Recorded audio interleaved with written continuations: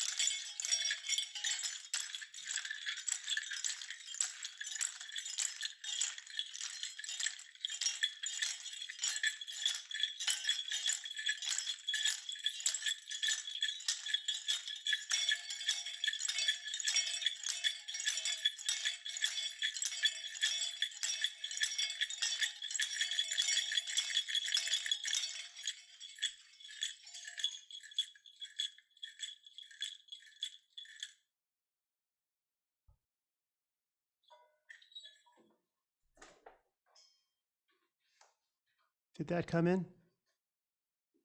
Yep, it did. Wonderful. Wonderful. Great to see you, David. Thanks Yeah, for having me. such a pleasure. Such a pleasure. It's something about the. Is it okay if I speak with you? Is that all right? Please, please. Kidding me? Of course.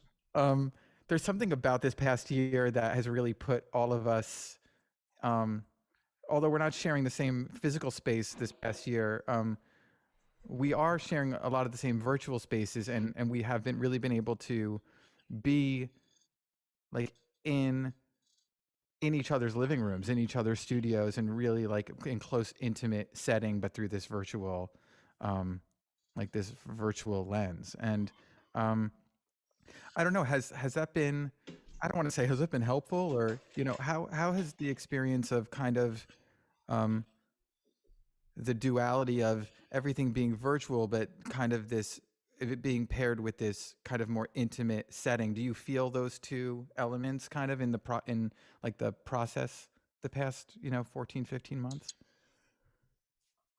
Well, it's true. I mean, that we couldn't really hang out at concerts and clubs and studios, spaces, very much. So yeah, that's, I mean, it goes without saying. I think everybody knows what we went through, like being isolated from each other.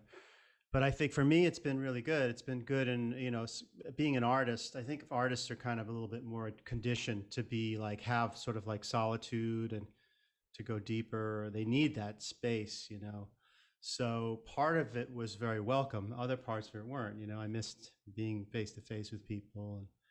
But, I'm an improviser, and everything I do in my life is like to just jump, just kind of jump in, try to find a way to have a positive, sort of reaction to, a positive reaction, but I mean, just like some kind of positive direction to go in, So it was, kind of cool. Like I had a chance to kind of, really experiment with a lot of things that I wouldn't have time for at home with myself.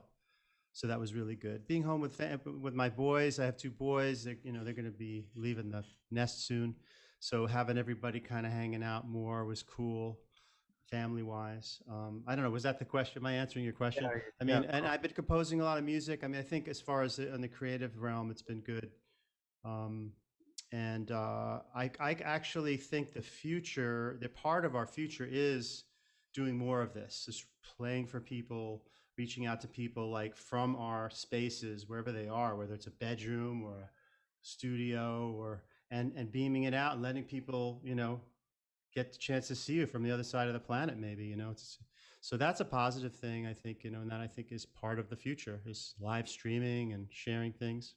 I would agree. I think that for what it's worth, there has been the fourth wall that, has stood between like performer and viewer and audience kind of has been tampered with over the last year. Even though it's been through a this virtual dynamic, I think just being in more an intimate relationship with one another, with the artists that we like to support and draw on for inspiration, and vice versa. I think the dynamic has been good, and I do agree that I think the result has been good, and I do think that um, there will be some sort of a hybrid result. There will be a mix of live performances again, but also the virtual format and virtual concerts and performances and workshops isn't really, I don't think, going to go anywhere because there's still a lot of positives to draw from that. Definitely. I think in education, particularly, you know, that's something that I'm really, all about is kind of like being able to kind of hear from people, watch them, whether it's replaying a video that they made, instructional, that I've made anti-instructionals, but you know what I mean? I'm not an anti-instructional person, but educational, I think that's like really important for people to be able to just tap into something, get on their computer, whether they pay for a little something for it or not. It's just sort of that it's there. People can study and learn about an artist, about their process.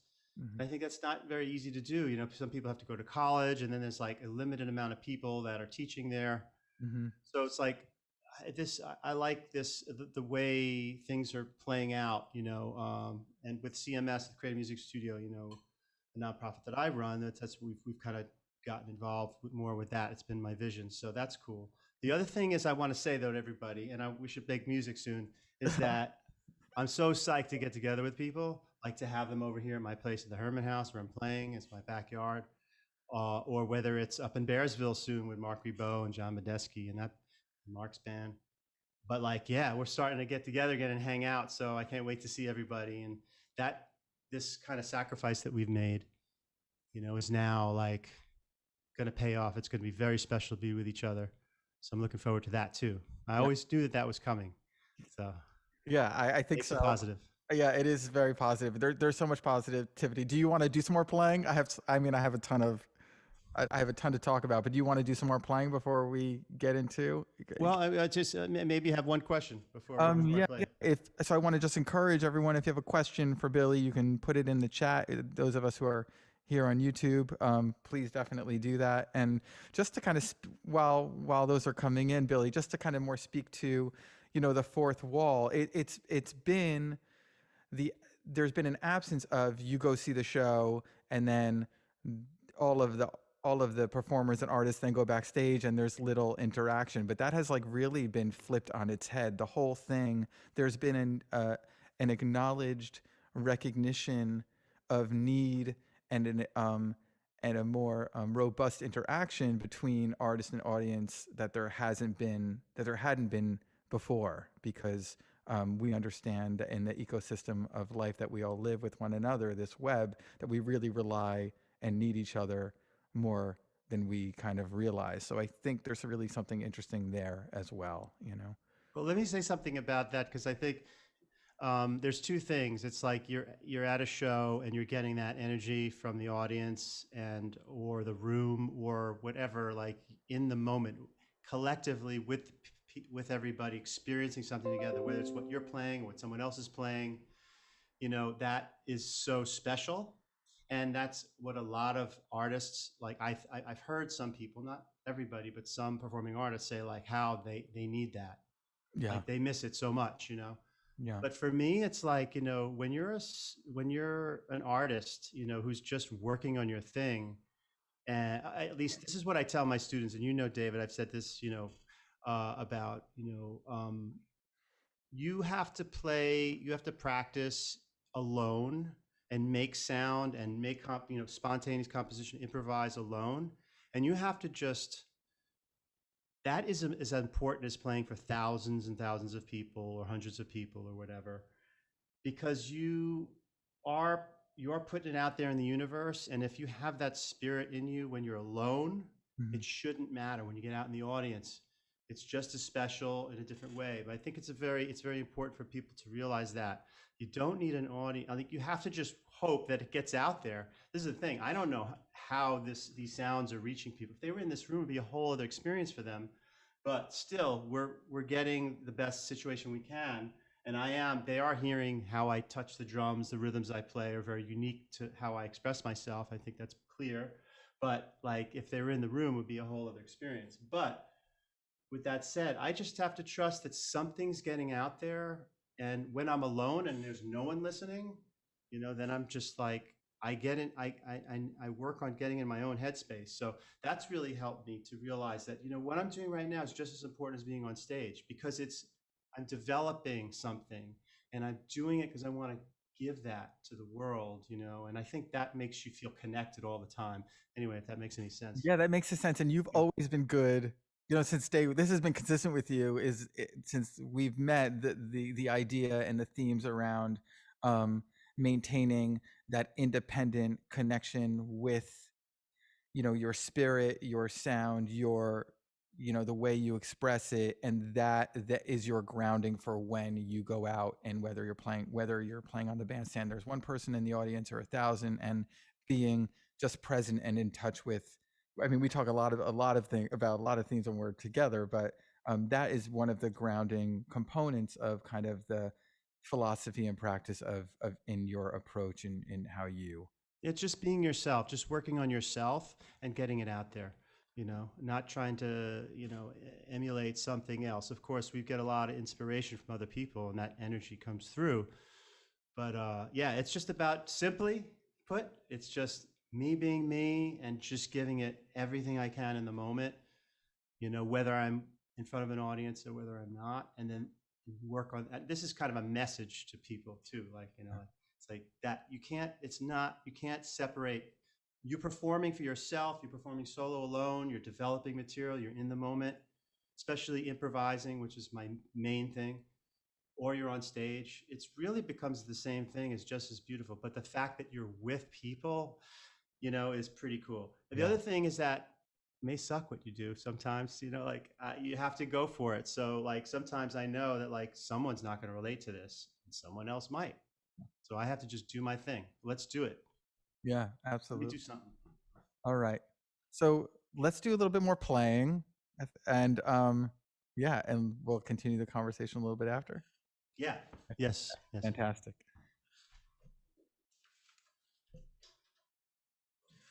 Also, David, just make like a waves. If you can't hear, if I'm like totally drop out or something, just make some signals. So can you see me if I do this? Can you see me? Yes. All right, Yes. perfect. All right. Okay. I'm going to start off very softly, so you may not hear this very well, but it's going to get louder.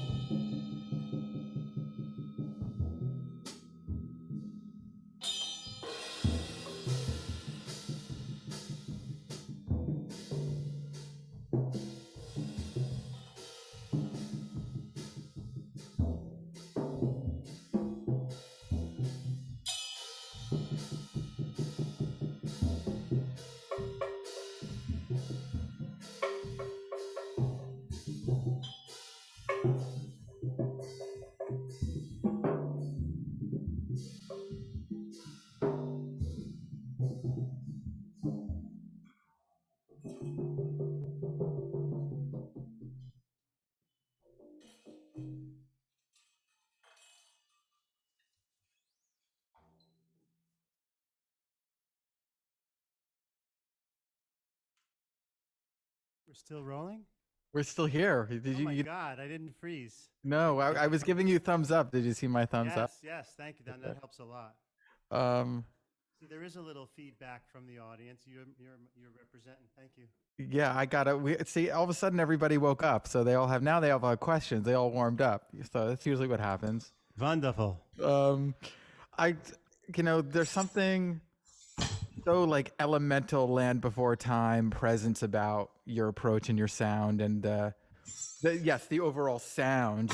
Talk about the sound, but the collective sound, but also about the tonality, the timbre of the instruments. So, yeah, it's really So important. it's so important. There's a presence there that that the instruments that that define your sound, that represent your sound, demand of you, and vice versa, right? So True. Yes.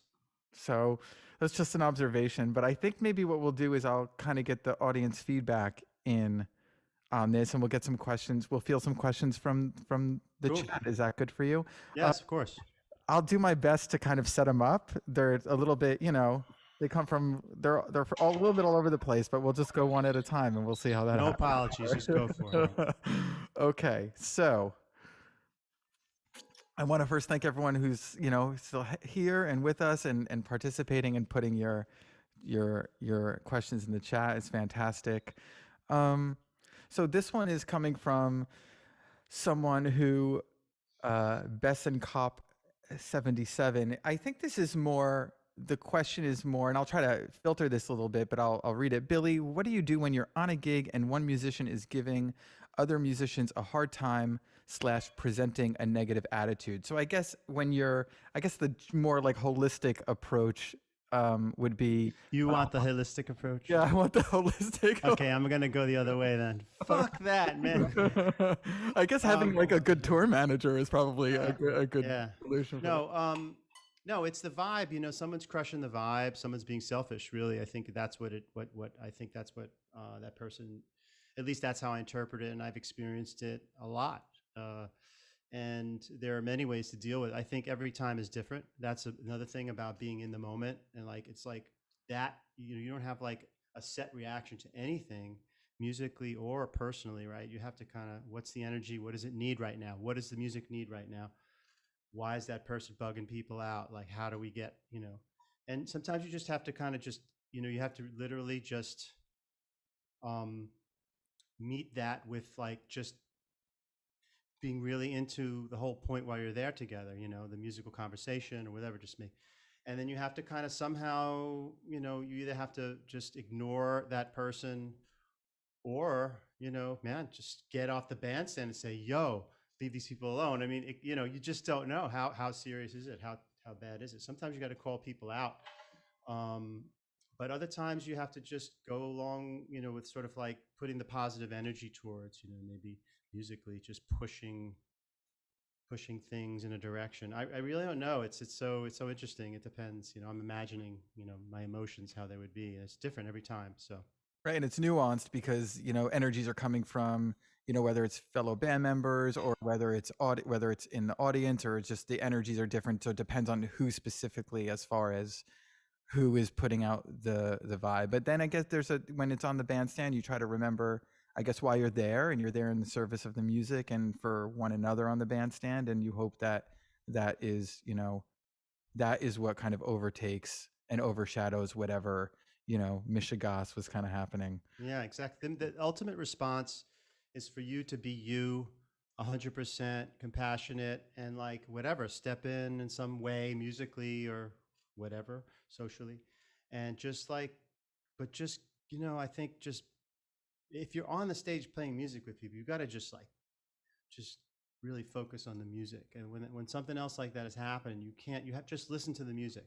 Don't think about what's going on there with someone vibing out or freaking out. Yeah. The show must go on. Yeah, that's right. All right, so the next question we have is, who do you feel that are some of the hip cats of today spreading theirs out to the universe that have been catching your ears? The hippest cats are everyday people for me, with their energy. I don't get it from musicians per se anymore. It's not like I'm not looking for more inspiration from musicians. I'm looking for inspiration from people, and musicians are people. So I have lots of beautiful friends that are musicians that I consider hip, you know.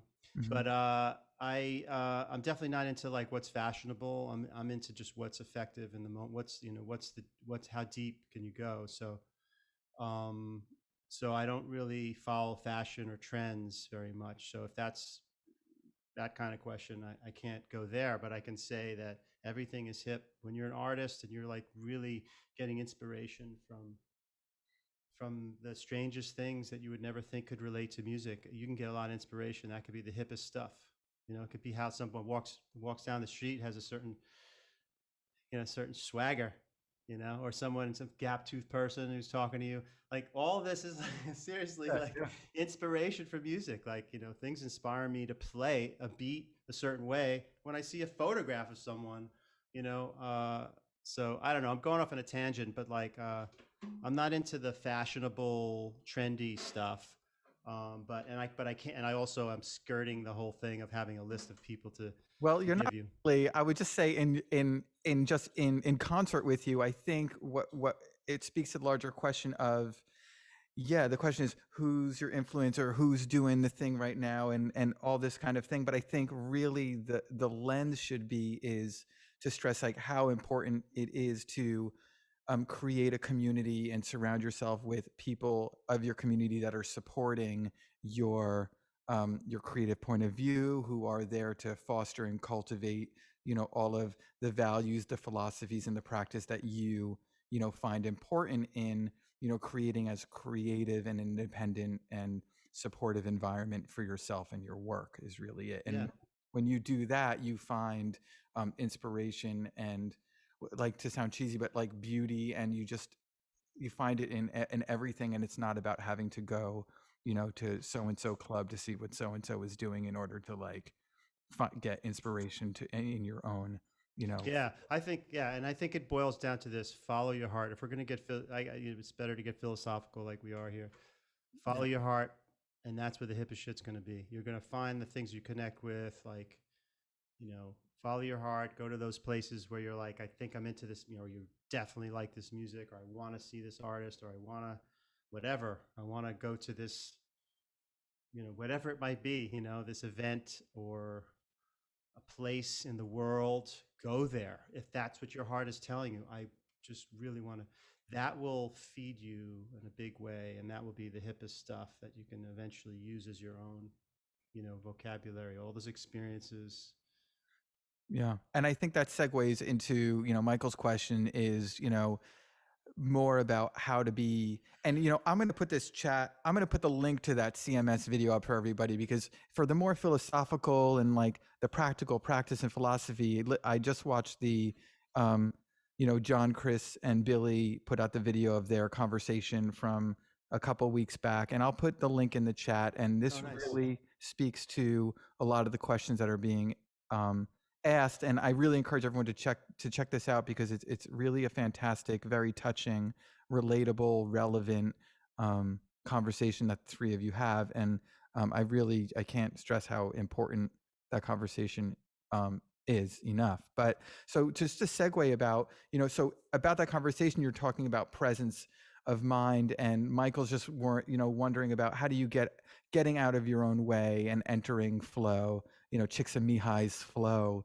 when playing, and how to create creative deserts. So those types of things that we face on a regular basis as artists. Can you speak a little bit to that? How do you get out of your own way is what I heard. That was the first thing.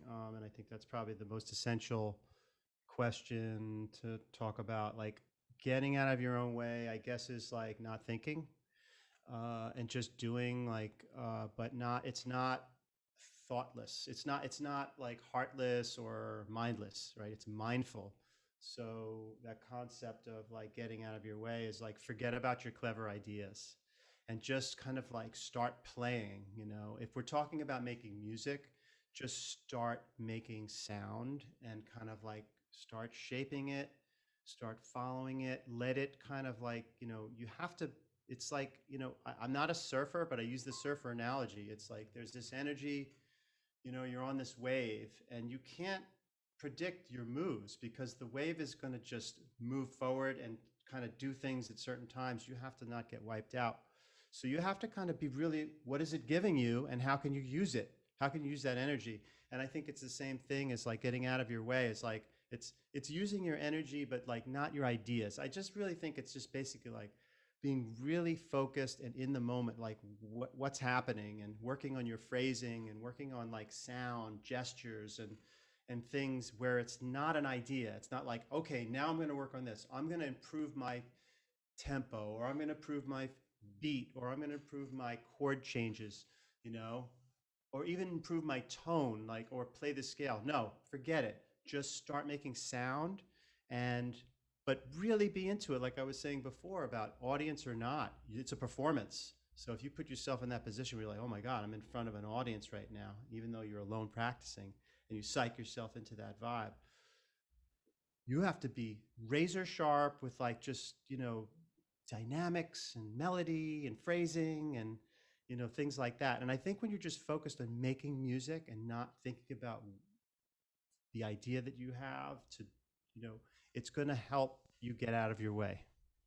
Yeah, I would agree. Yeah, that's really insightful. And yeah, and Michael, I'll put this link in the chat, and I know you have a lot of follow-up questions, about this, but I'll put this in the chat, and check out this conversation that, John and Chris and Billy have in it. I think it'll really address a lot of kind of what you're alluding to. Yeah. So, Creativemusic.org. That's our, yeah. the nonprofit that we're doing this. It's called Inside the Sounds of Medeski Martin Wood. Shut the F Up, which has a lot to do with listening to that thing that I'm talking about, listening to the other people, what they're saying musically or in conversation, same thing. And just giving people a chance to also say what they have to say.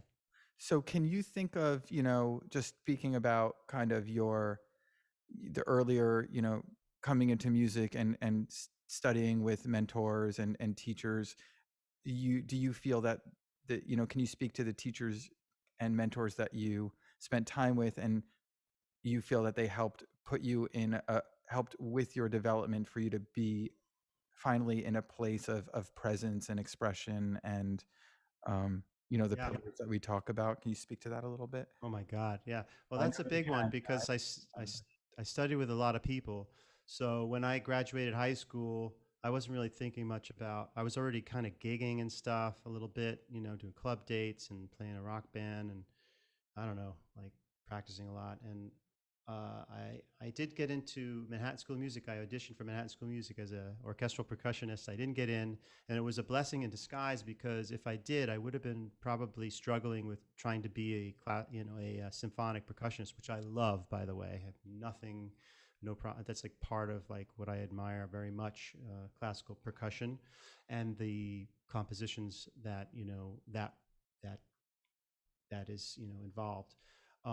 But with that said, my dad, who is also a musician, a violinist, said, "Look, you're not going to college. We put your other brothers through college, so why don't you just take lessons with anybody you want, like as many as teachers as you want?" And I just went crazy.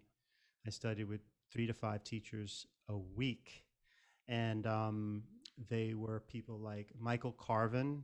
Um, Frank Yamarillo, who people don't know, who he was kind of a studio drummer, really cool guy. Kenwood Denard, Frankie Malabe was a big one. Manuel Montero, the Brazilian samba stuff.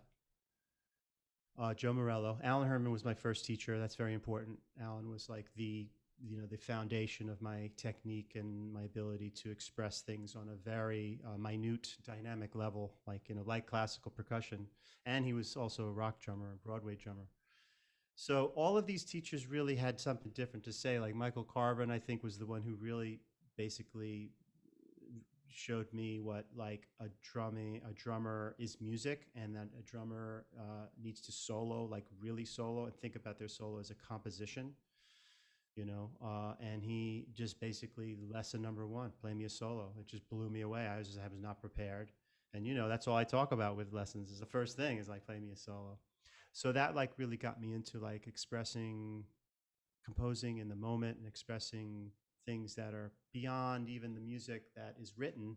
It's music that you're writing for yourself in the moment. So Yeah. that was really important. Bob Moses, I would say he was my mentor. I never took a lesson with him because I was with him a lot, in the 80s. And I worked with him, and he saw me as a talented young guy, young gringo who could play Brazilian percussion like really almost authentically, like the swing and the groove of that. And he wanted to use that in his music. So Bob Moses, Rock Alam.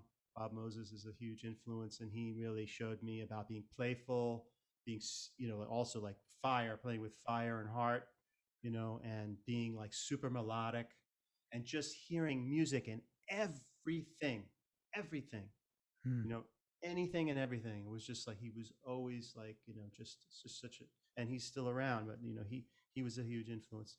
There's a lot of others, but And I that's think another hour.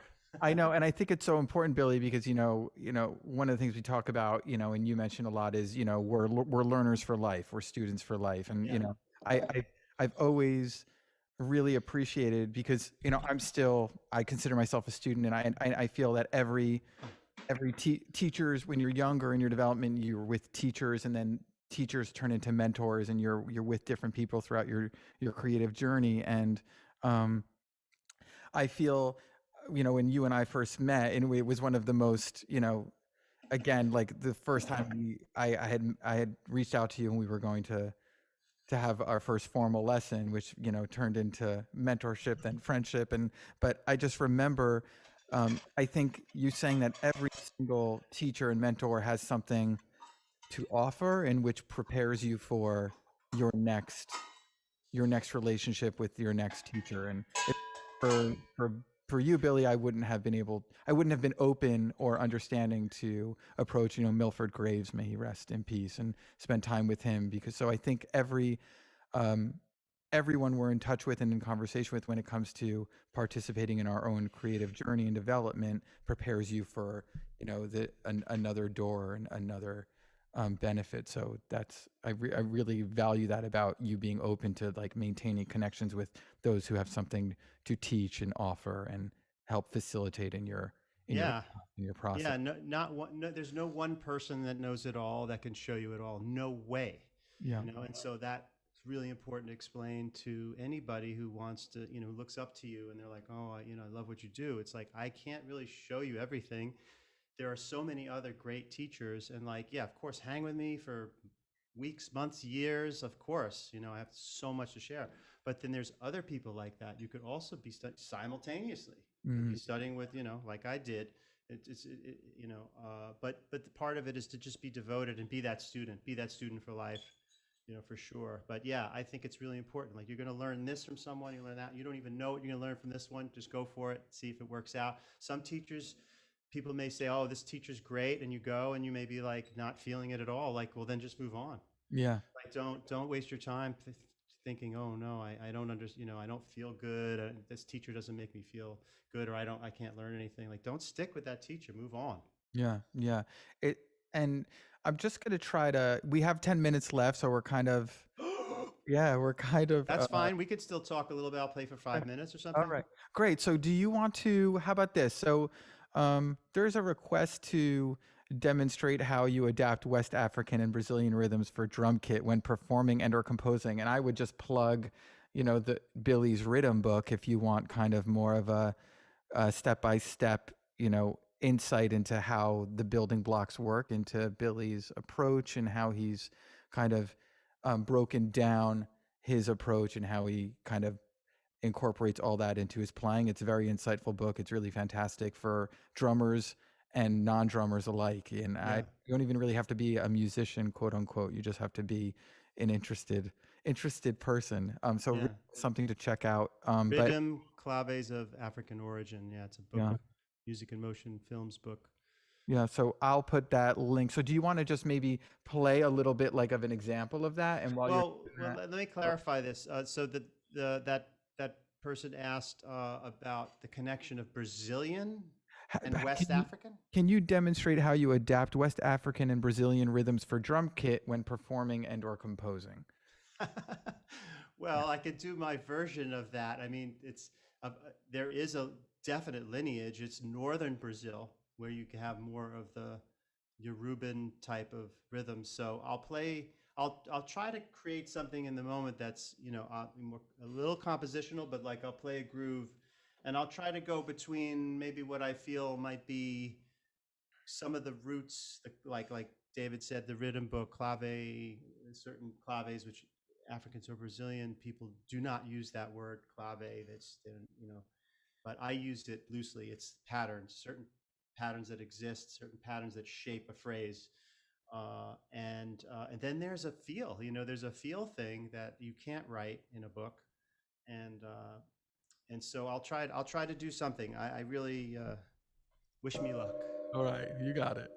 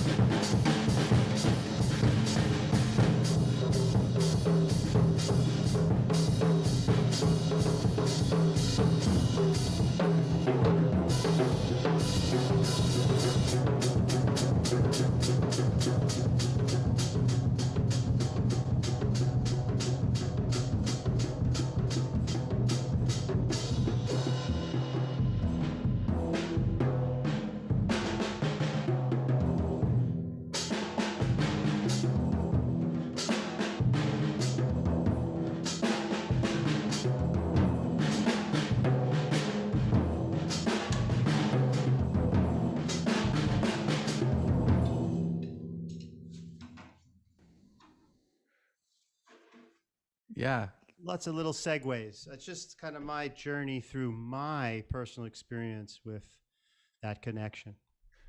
Yeah. And there's kind of, this is, I think it's important to talk about and mention this, but and again, thanks everyone for putting your questions in the chat. But when we talk about your opinion on cultural appropriation when using various ethnic percussions, instruments, and if you haven't yet read the interview by Angelique Kidjo, who spoke to this a few years ago, I highly recommend it. If as far as the topic of cultural appropriation and who has permission to play what, especially here in the United States, I highly encourage you to check that interview out. But yeah, do you have anything you want to kind of say that speaks to that? I didn't read the article. I love her. Oh my God! And I think we're on a record together. I think we're on a John Lurie. Well, it's actually a what is the John Lurie alias Marvin Pontiac record Yeah, I love that. together. Yeah. Yeah, fantastic.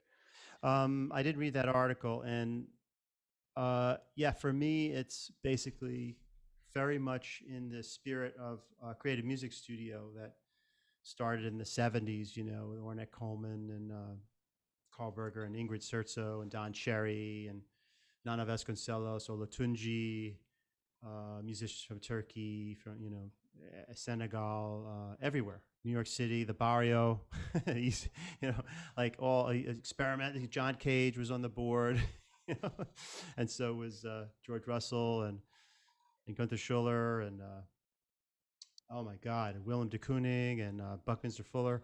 So what I'm saying is that all of these people shared all of this information together freely. Uh, and I come from that sort of that spirit of musicians who are communicating without words, without an understanding of a culture, but just with sound and rhythm. And so I just, pick these things up and I dance the dance. When I get on the dance floor, I move a certain way because I learned from watching somebody, whether it was my mom or someone on the dance floor that was from the Bronx, South Bronx, boogie down, freestyle, hip hop stuff. Like all this stuff is just part of me. It's part of growing up. It's part of seeing those things around. And I can't really say that I've just jumped on one bagwagon and put one hat on and said, "Oh, I'm this." So I think it's really important to to respect everybody's culture and language and style. It's really important to kind of to check it all out and then to use it, but not rip it off and claim that it's yours.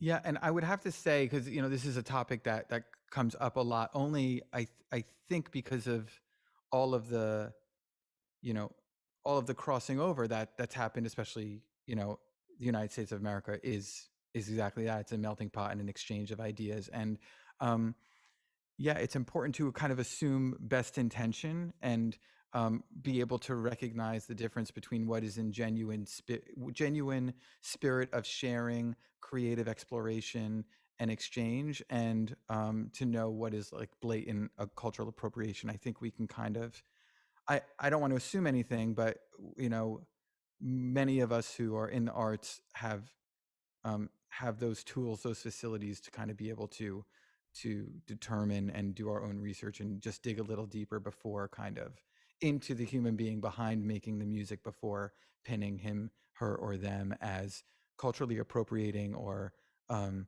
you know or or not. So but that Angelique Kidjo article is really I very gotta check it out. Yeah, I gotta check I that out. put the link on the chat for those of you who are interested. And um, again, it was a question too, because when we were curating the month of May and June, and Neil, who is usually lead curator of the Tuesday series, was just like, David, you got to help me with May and June. We're a little light. I said, no problem. We'll take care of it. And again, the vision of the Brooklyn Raga Massive is, yes, we are rooted in South Asian music and Asian music in the diaspora, but what that means is so much larger than Indian classical music. And having you, Billy, join us is really, you share the same spirit of sharing, the same spirit of exploration, as far as being steeped in a tradition, but also embodying a tradition of creativity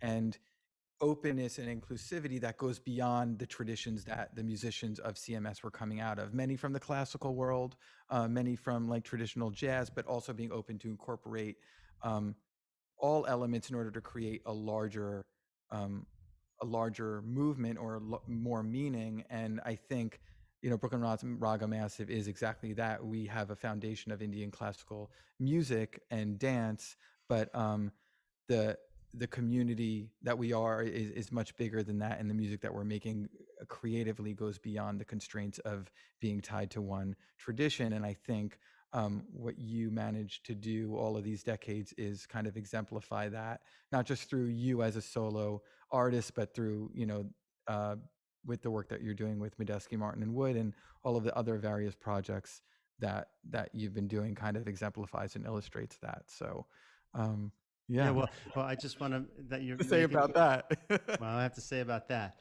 is that that's exactly. I've got two things. One thing is check out Duke Ellington's Afro-Eurasian Eclipse, Okay. and listen to Chinoiserie is another tune on another suite that he did, and it's a really cool sort of blend of, in his way, of these sort of what he felt as Afro-Eurasian music, in a big band style. So that's one thing.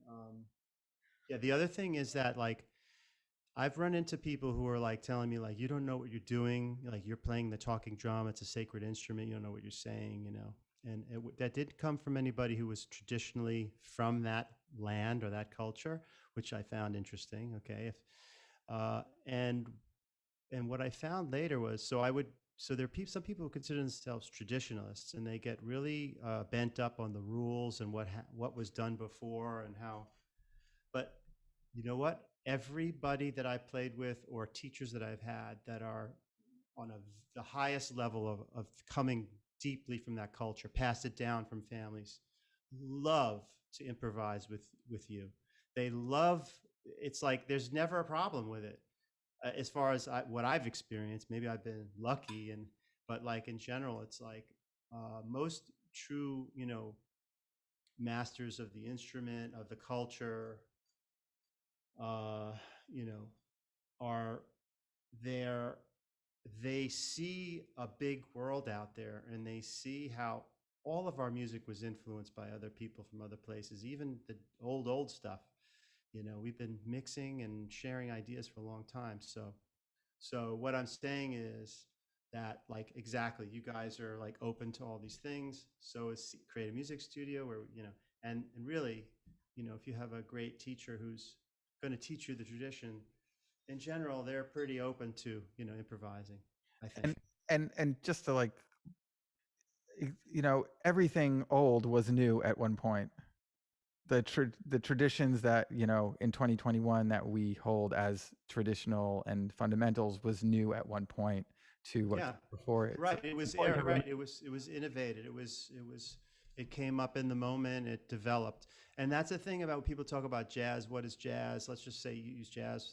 What the hell is jazz? I don't even know, but I could tell you that it has a lot of history and has a lot of branches and roots and stuff, and but jazz is alive today, and it always has been, and it's been happening in different places, in different parts of the world, different scenes, and it's all these traditions are alive today, but there are some people who are like, they only want to hear 1950s this, that's great, play the record.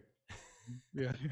But otherwise, let's continue to evolve and share things. Like, I love, I love playing Dixieland music, like that's some funky stuff. So I have no problem listening to some Dixieland band on the street in New Orleans. Yeah. I love it. But then it's like, then you see people jump in out of the street and they start dancing. Someone comes off the street, starts dancing with the band, and they're doing their thing, and they're in the moment. And that's the spirit of, any tradition, is that people dance with that music and dance in their way. And that's who we are. Yeah. The And there's tradition sets us up, and then we do our little dance with them. and there's room for all of it. There's room for all of it if you use the lens to accept it all. Billy, thank you so much for Yeah, thank you, spending David. time with us. I really appreciate it. We'd love to have you back. Yeah, of course. I'd love to do more. And so thanks for sharing your music and your insight. And it's just been fantastic getting to reconnect. And I hope we get to see each other in person before too long. Yeah, David. Looks like the summer's opening up. That might just happen. And again, I want to thank everybody for joining us here on the YouTubes and the socials. Please check out our website, check out future happening, check out our future events, check out ways that you can help support this free programming. And also, I put Billy's website up and the Creative Music Studio website up as well. So again, Thank you. this will be put on line for everybody to check out, so you can always refer back to this for your future reference. All right. Good night, everybody. Peace. And we will see everybody next time. Good night. Ciao. Thank you.